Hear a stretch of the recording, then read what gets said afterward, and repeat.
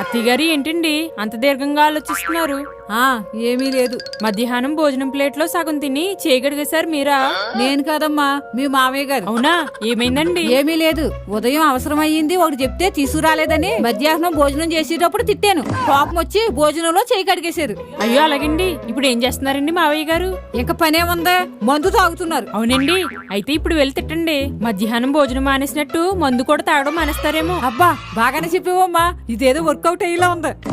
వెళ్ళండి. సరే, వెళ్ళి 2 తిట్లు తిట్టొస్తాను. A few moments later. ఏమైంది అత్తయ్య గారు, మానేస్తారా? ఏం మానేయడం అమ్మా, మధ్యాహ్నం భోజనం మానేసినంత ఈజీ కాదంట మందు మానేయడం. అయ్యో అలాగండి. మరి ఇంకేమన్నారు? నా తిట్లు కూడా పొగట్టులాగా వినిపిస్తున్నాయంటమ్మా.